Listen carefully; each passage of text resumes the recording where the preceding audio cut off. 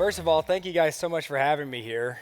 I've been following SU for a while and just a huge fan of what SU is doing and, trying to bring about this exponential change. And, it just so happens that something that I kind of fell into maybe 12 years ago because I just wanted an excuse to build a really cool toy helicopter, which is I think how pretty much everybody has gotten into drones so far.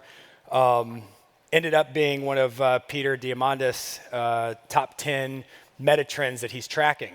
So really honored to be here today, talk to you guys a little bit about, we're going to try to answer the question, how long is it until you can jump in one of these Airtaxis when you call an Uber and it just tells you to go to the rooftop of this building or go over to this parking lot, and on your way over there you see your drone coming down and landing, you hop in, it takes you to your destination.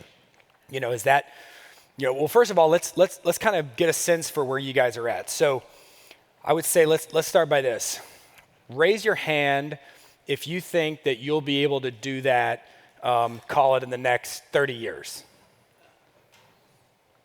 Yeah, I mean, like the vast majority of people, right? All right, how about 20 years? Okay, that's good. 10 years? Okay, well, that's optimistic. So you guys think for sure in 10 years you'll just call the Uber app and the thing will land and you'll just hop in and go. I mean, there's a chance that 5 years. How about 5 years? Okay, a lot less. 1 year. Wow, I love this. You guys are really listening to Ray's talk. We're getting very exponential around here. 6 months. Okay, right now, today. Okay, I love it. Okay, cool. So... let's see. Why is it important, first of all, right? Why does it matter that we even make these things? Is it just like a fun way to travel around via the air instead of having to get in your car and, try to calm your central nervous system and not get triggered by poor drivers? No, I think there's more to it than that. First of all, way less energy consumption. And, while it does take a lot of energy to hover, flying in forward flight with something like Airbus's Vahana tilt rotor craft or anything that's got wings, and once you transition into forward flight with an electric powered vehicle, it's actually extremely efficient. Some of the vehicles today are already achieving around 245 watt hours per mile. And I know in a Tesla, it's kind of hard to get anything less than 300 to 330 watt hours per mile. The efficiency is there.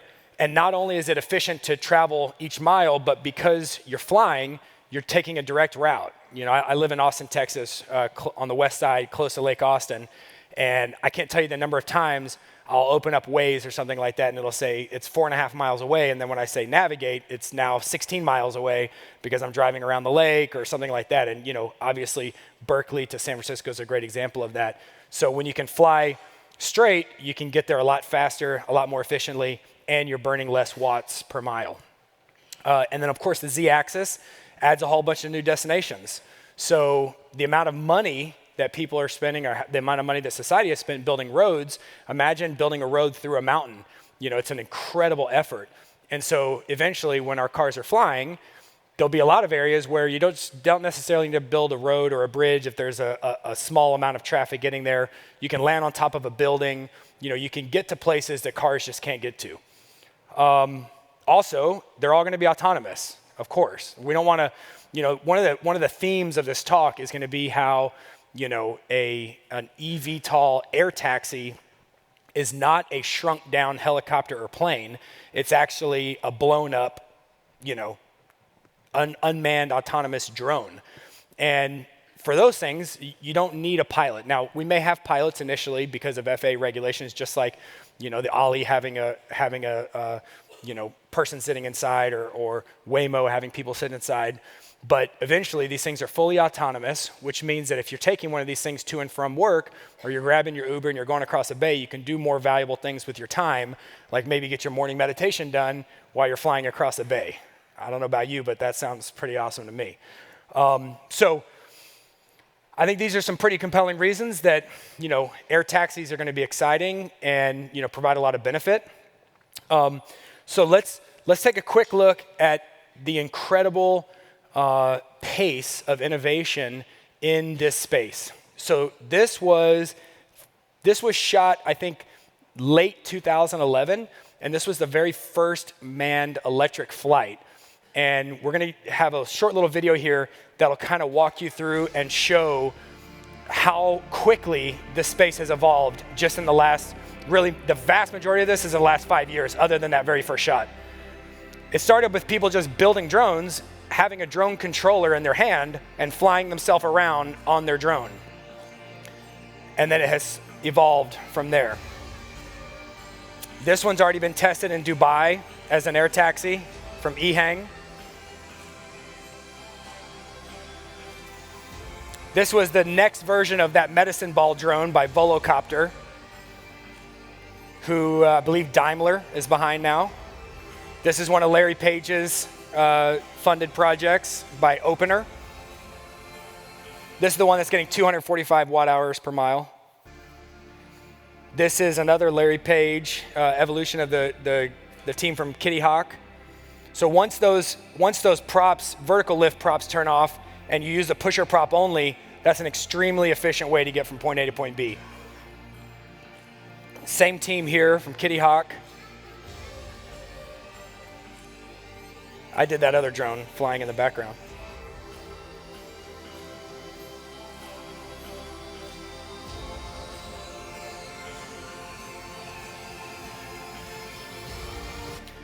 And as you can see, so this is Airbus, and this is pretty significant because what they're doing here is they're showing a transition from a hover flight to forward flight. And notice how the wings and the rotors are tilting. So it's a tilt rotor design. So once it's flying in that forward flight, it's then using the lift from the wings to make flight much more efficient. And then here it is coming out of forward flight. And that just happened maybe 6 months ago, that flight.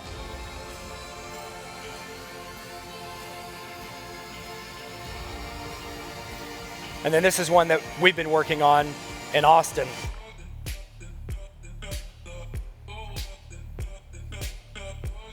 And we'll talk a little bit more about this, but it's an interesting model using an ultralight classification. But as you can see, in the last really 5 years, there's just been an amazing amount of effort put into these things and development done. So, what I was really brought here today to talk about or to try to answer for you guys is, when are these things going to be a reality? Is it really just around the corner, or is this thing 15, 20 years away? What are the hurdles to get us from here to there? And so, when are we going to be able to fly these things? Well, to answer that, I think the best way to kind of arrive at a decent estimation of that timeline is to look back at the technologies that have been developed over the last 10 years that have got us to where we are now. And again, remembering that these eVTOLs are expanded, quadcopters and multirotors. They're not shrunk down helicopters and airplanes. So we're going to look through that, and we're going to specifically look at the technology, where those hurdles lie, what still needs to be developed there, the regulations, the user experience, and kind of what the funding and the value creation looks like. And so we'll start. I'm going to kind of walk you through a brief history of the last 10 years in drones. And the first major breakthrough development was with the GPS Autopilot. I don't know if there's anyone here that ever flew remote control helicopters, collective pitch remote control helicopters. I see a couple hands. But, maybe one of the most difficult things you can do. And I remember when I first built my collective pitch remote control helicopter, because I was going to build a big drone, I built one that was like a 250 size, thinking, oh, it's smaller, it'll be easier to fly. Not the case. So, it was maybe 8 to 10 hours of repairs every time I would do a 2 or 3 minute flight until I crashed it. But when the GPS Autopilot came out for remote control helicopters, that allowed for the helicopter to essentially fly itself, which was just by far the biggest barrier to entry. So this is me. We're shooting a movie in Alaska here, and I'm actually adjusting the camera settings on this red Epic that's on the front of this thing. It's a jet turbine powered 12-foot rotor disc, massive helicopter. I'm flying the helicopter without really even using my hands because the autopilot's doing all the work. This is, by the way, what not to do. This was 10 years ago. I've grown a lot since then. But the GPS Autopilot is what made these things easy.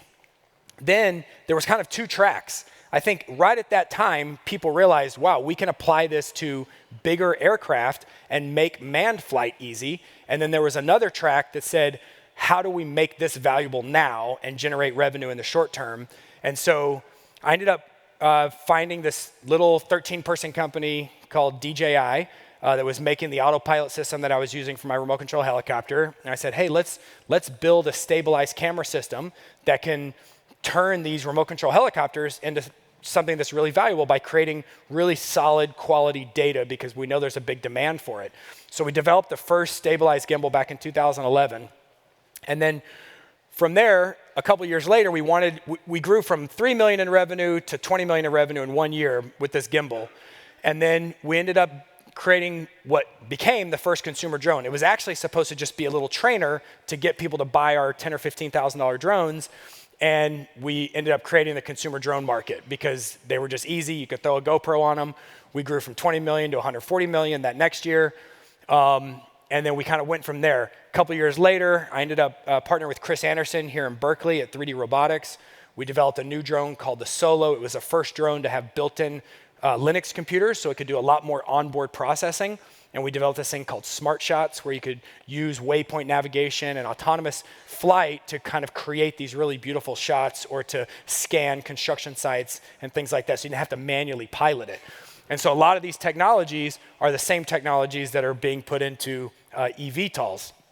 From there, we founded a company called Hangar in Austin, Texas, that's kind of drones as a service. Think Uber for drones. People own their own drones. They get sent to a job site. Our mobile app takes control of their flying sensor. We're basically renting their flying sensor.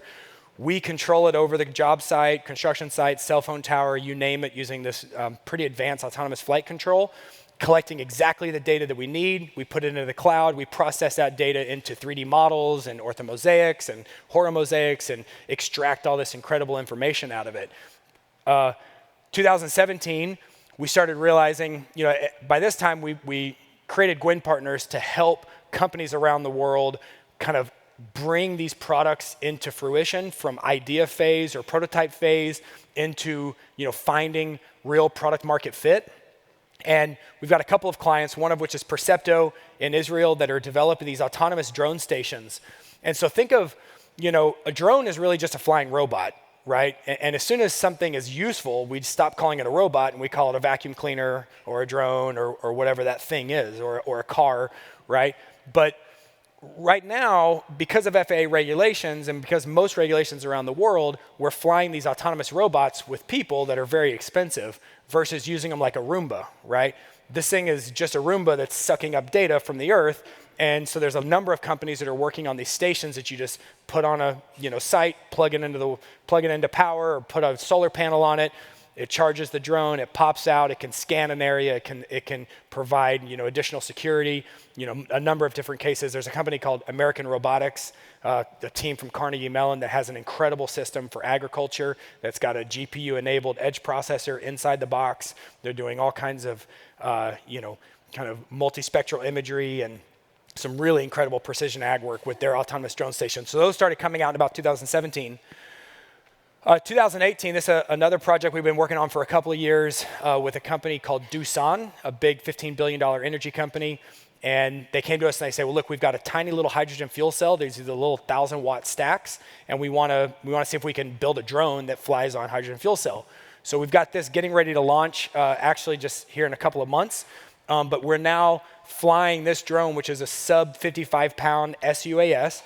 And instead of getting 15 to 20 minutes of flight time, we're using compressed hydrogen gas, completely clean energy, and flying for 2 to 3 hours. So we can scan much, much larger solar farms and mines and things like that and create a lot more value much more quickly.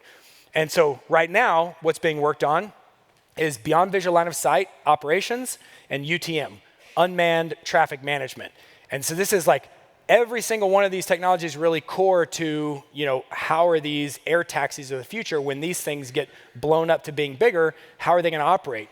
We have to have unmanned traffic management because, again, you're not going to have people piloting these things themselves. They're going to create their own routes. They're going to create their own, airspace deconfliction. They're going to be communicating with all the other, drones in the space. And so that's currently what's being worked on. And actually, Switzerland has now implemented the world's first unmanned traffic management system powered by AirMap. So a lot of work is being done there and a lot of progress is being made. So during that time, what's happened with, flying taxis, you've gone from, sitting on a medicine ball 8 years ago to, Airbus showing off the Vahana and its transition into vertical flight only 6 months ago. And that is evidenced by really all of this is in the last couple of years. If you notice here, several of these companies have over $100 million of funding. Some of them are, Intel, JetBlue, Daimler, Tencent. There are big companies, there's big private equity funds, and there's a lot more money that's being poured into this space now and really over the last 24 months because the calculus works out. This reminds me of, we helped Jeff Bezos build his first delivery prototype drone that was on 60 Minutes. And back then it was kind of a publicity stunt, I think. It didn't seem like it was something being taken that seriously by Amazon, but after about 18 or 24 months, they realized that it's really one of the least expensive ways to deliver a small package in terms of how many watts does it take to deliver this thing and how much time and effort does it take. And then it became real serious, and now Amazon Prime Air is a huge operation, and they're developing some really incredible drones. So that's kind of the stage that we're at and have been at for the last couple of years in this space. So we know that this is happening quickly. What we want to look at now is a couple of the core, pieces of technology or, the technology, the regulation, the user experience that still have to be developed to make these things real so that we can try to get at some answer of when can I hail one of these things with my phone. So first was the Autopilot. Helicopters. How many people in here have flown a manned helicopter? Wow, there's a lot of you guys. So very difficult, right? You're managing your cyclic, your collective, both feet are going, you're managing the tail rotor. I mean, it's a really challenging thing to be able to do. You're kind of balancing on top of a basketball is one way I've heard it described, and I would agree with that. And so helicopters are awesome because they don't need a runway. They can just take off vertically and fly wherever you want to go and land vertically. So you don't need this big infrastructure of a long runway to take off and land from. So you get this incredible, unprecedented, freedom of mobility. But there's a massive barrier to entry in that they take a very long time to learn how to fly, and you have to be paying very close attention. And if anything goes wrong, it's, not good news. And yeah, I mean, you can auto-rotate if you're lucky, but if you have a tail rotor failure or whatever, like it's, they're not super safe. So eVTOL, that's what the cockpit of an eVTOL looks like. It's essentially an iPad that says, where do you want to go? And put in your destination. It's like the navigation screen on your car. And why is that? That's because of the advancements that happen in autopilots. Why did autopilots happen 10 years ago, 9 years ago? Is because the smartphone industry started buying a whole bunch of MEMS, gyros, and accelerometers, and magnetometers, and made all that processing and sensor technology extremely cost effective so that we could start buying them and putting them into little autopilots and, creating autonomous flight. So what the autopilot does on a drone and on a eVTOL is instead of you having to balance this thing in the air and be super tuned in and use your body as the accelerometer and the gyro and the visual sensors to keep yourself from falling out of the sky, the autopilot has all that sensor technology built in, and so it basically translates, instead of having to actively fly it, you're just telling it where you want to go. It's intentional, right? So the joystick in that lift aircraft, you just push forward, and you're just saying, I want to go forward.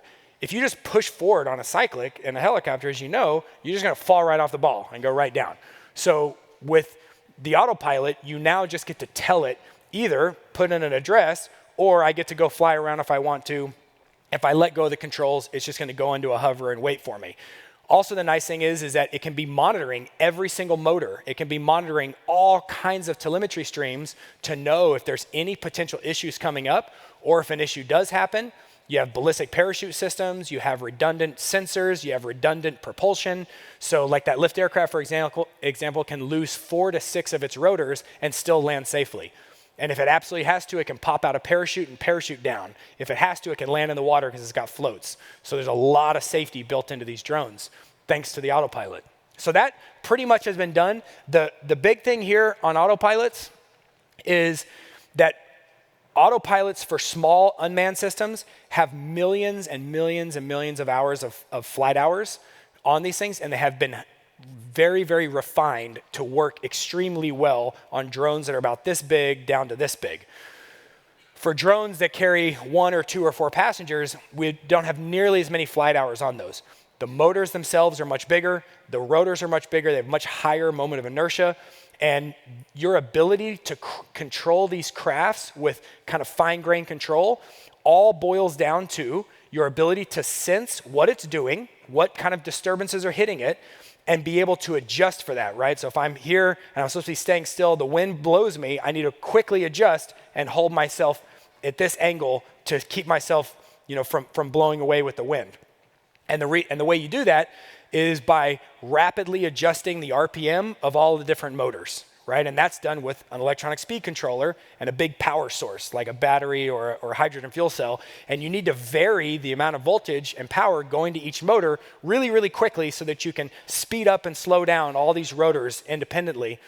And that is a little bit more difficult on larger rotors, larger motors, larger speed controllers, and we just don't have as many hours on those systems yet.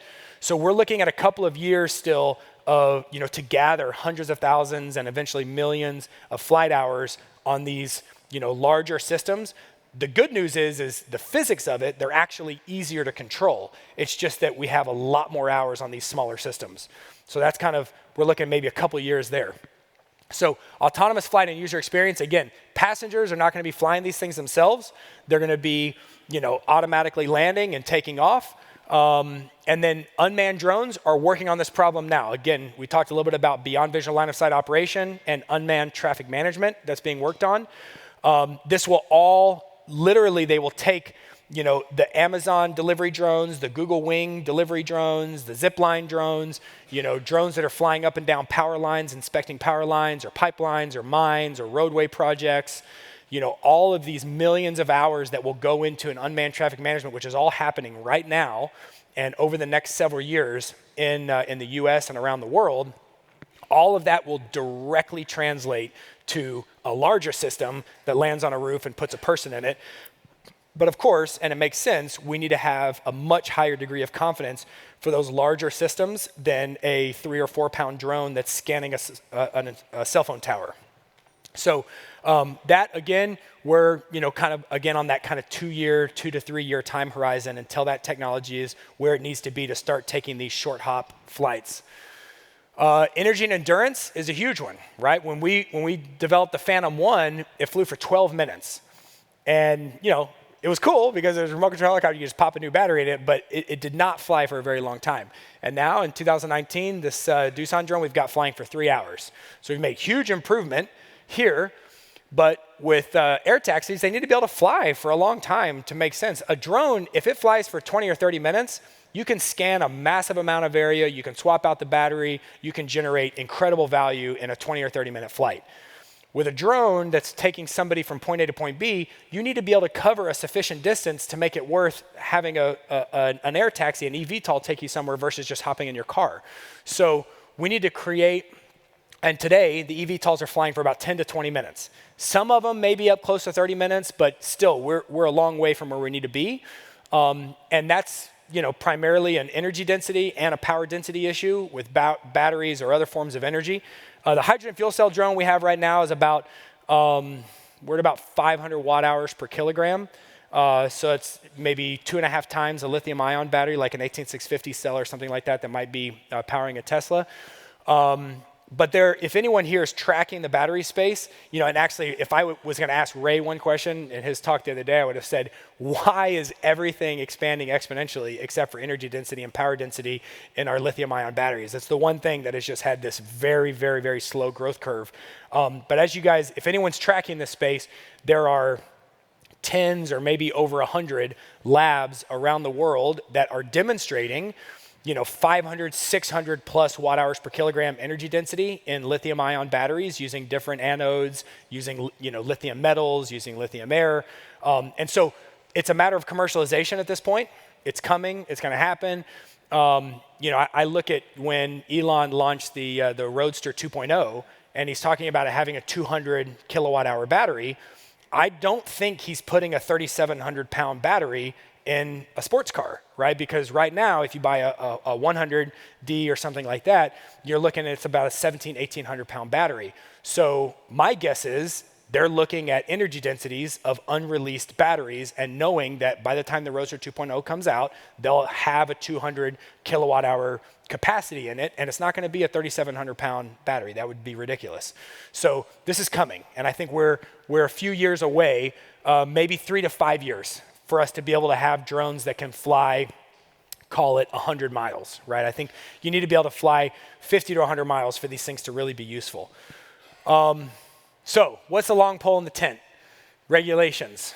And, I actually got to testify in a congressional hearing back in 2015. I was the first person to fly a drone in a congressional hearing and to kind of get the regulations going for commercial drone use. And we used to kind of always point our finger at the FAA and say, oh, come on, do this faster. But I think, learning more about the process, it is a very complex problem to solve.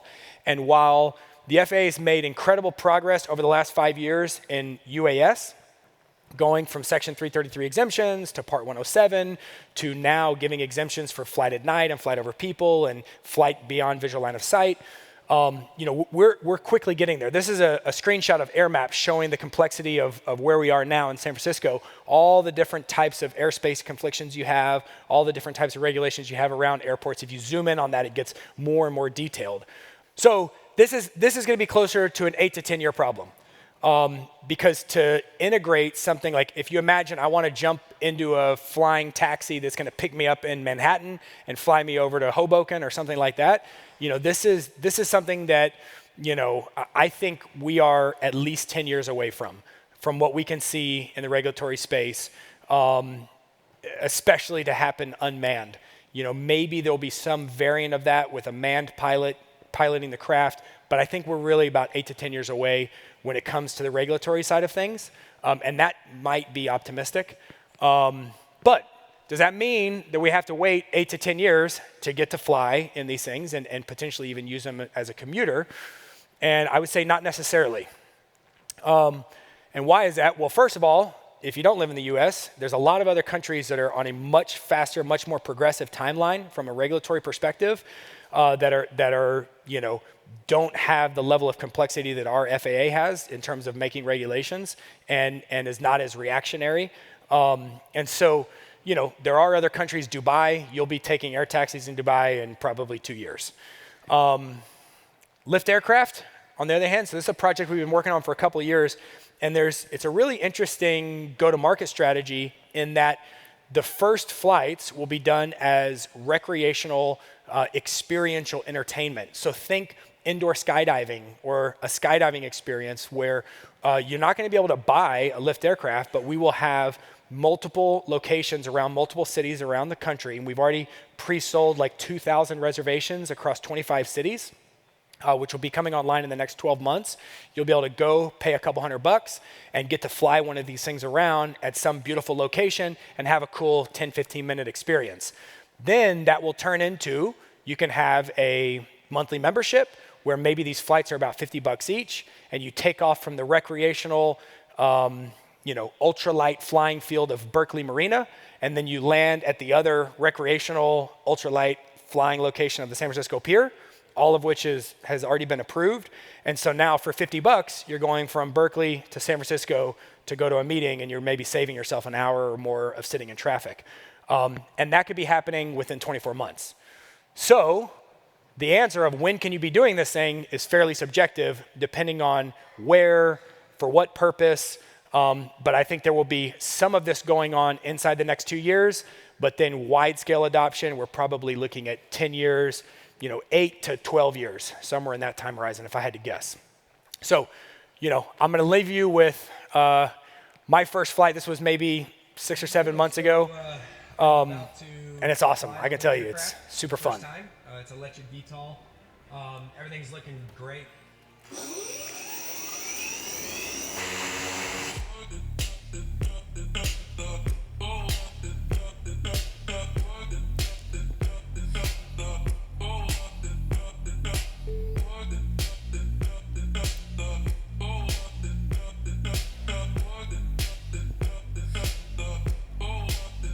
the parachute wasn't connected, so I was keeping it pretty low.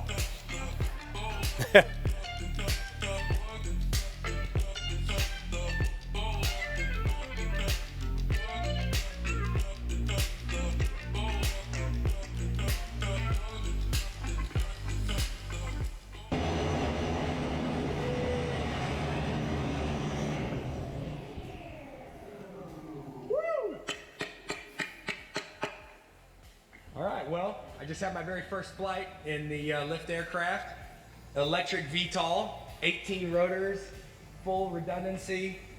It was super easy. I've flown a lot of R-44 helicopter, and I can tell you this was 5% the difficulty. I mean, it's just go up, go forward, go left, go right. It was super easy, felt super smooth in the air. I felt totally safe. The crew here at Lift Aircraft had us totally under control. I mean, this is going to be a really fun experience for people when they can start coming out and literally flying around in an open cockpit. I mean, it gets the stoke level super high. All right, cool. So that's kind of where we're at. Thank you very much. I really appreciate you guys having me out, and hopefully we'll have one of these things next year in LA that you guys can fly around. Yeah, exactly. Right. Thank you. Amazing. Amazing. Let's make that happen. Thank you, Colin. Appreciate it. Thanks, man.